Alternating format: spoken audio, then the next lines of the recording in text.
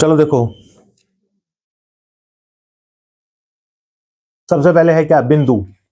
बिंदु को कहते हैं क्या, पॉइंट। क्या कहते हैं, पॉइंट। पॉइंट बहुत से तरह का है। एक डेसिमल वाला है ना, जो संख्याओं के बीच में लग करके उनके मानों को अलग कर देता है, लेकिन ये अलग पॉइंट है। ठीक है, ये वह मौलिक आकृति है जिसकी लंबाई, चौड़ाई और ऊंचाई नगण्य होती है और इसकी एक निश्चित स्थिति होती है। इसको हम लोग क्या कहते हैं, बिंदु।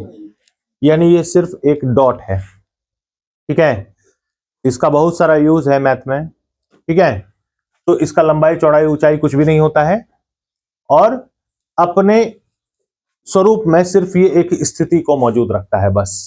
ठीक है, तो इसको क्या कहेंगे, बिंदु। क्या कहेंगे, बिंदु। समझ गया बिंदु किसे कहते हैं, यानी एक मौलिक आकृति जिसमें लंबाई, चौड़ाई, ऊंचाई ना हो, है ना, बस एक स्थिति हो, उसको क्या कहेंगे, बिंदु। उसके बाद है रेखाखंड। क्या है, रेखाखंड। इसको कहते हैं लाइन सेगमेंट। दो बिंदुओं को मिलाने वाली रेखा। मान लो कहीं पर दो बिंदु है, पहले तुम लोग बिंदु जान गया ना। अगर कहीं पर दो बिंदु दिया रहेगा, बिंदु ए और बिंदु बी, ठीक है, तो उस बिंदु को अगर मिला दिया जाए एक लाइन खींच करके, एक रेखा खींच करके, तो उसको क्या कहा जाएगा, रेखाखंड। क्या कहा जाएगा, रेखाखंड। रेखा का एक टुकड़ा रेखाखंड। रेखाखंड कहलाती है। इसके दो अंत बिंदु होते हैं, इसमें दो ठो अंत बिंदु होता है, यानी ये दोनों तरफ से क्या होता है, पैक होता है ना। रेखाखंड को हम लोग क्या करते हैं, दोनों तरफ से पैक कर देते हैं। तो इसकी एक निश्चित माप होती है, लंबाई इसकी माप होती है। इसको हम लोग लंबाई में ही माप सकते हैं, इसका चौड़ाई नहीं होता है ना। चौड़ाई नगण्य होता है। इसका मेन काम किस में लिया जाता है, लंबाई में। तो बिंदु ए से लेकर के बिंदु बी तक देखो मिलाया गया है ना, मिलाया गया है कि नहीं। तो इसी आकृति को हम लोग क्या कह देंगे, रेखाखंड। उसके बाद है देखो किरण, रे। किसी रेखाखंड के यदि एक अंत बिंदु को किसी भी लंबाई तक बढ़ाई जाए, जैसे रेखाखंड ले लिए ए बी, है ना, ये एक रेखाखंड है। अगर हम लोग किसी एक बिंदु से उसको आगे बढ़ाएं, एक बिंदु से क्या करें, आगे बढ़ाएं, तो वही आकृति क्या कहलाएगी, किरण कहलाएगी। देखो यहां पर ए और बी एक रेखाखंड था, बी से हम क्या किए, इसको बढ़ाना शुरू कर दिए, है ना। तो ये जो बढ़ता हुआ आकृति है यही क्या कहलाएगा, किरण कहलाएगा। किरण के एक अंत बिंदु होता है, लंबाई अनिश्चित होती है, किरण अनिश्चित होता है, यानी ये एक बिंदु से चलना शुरू तो करेगा, लेकिन ये कहां तक जाएगा, अनंत तक चल जाएगा, इसका कोई लिमिट नहीं है।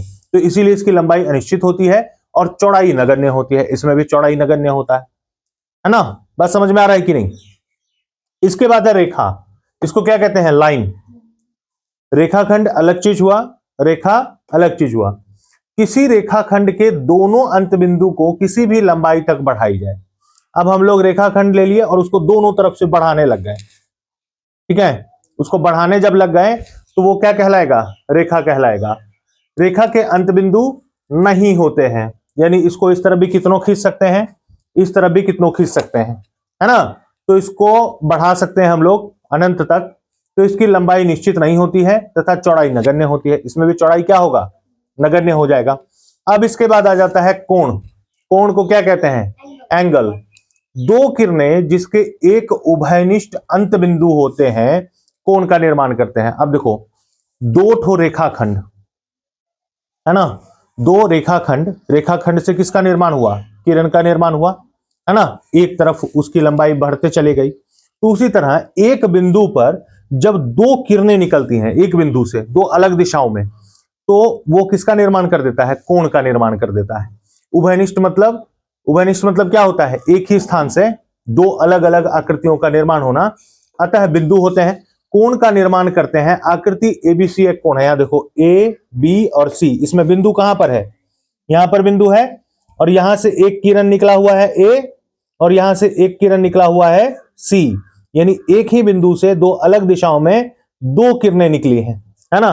तो इन दोनों रेखाओं के बीच में किसका निर्माण हो गया है, कोण का। किसका निर्माण हो गया है, कोण का। इसी को कहते हैं कोण या एंगल।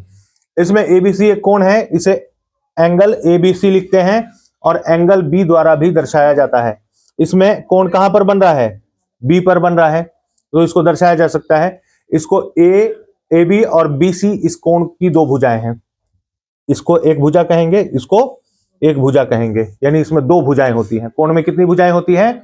दो। एक ही बिंदु से दो अलग अलग दिशाओं में दो किरणें चलती हैं तो बीच में कोण का निर्माण होता है।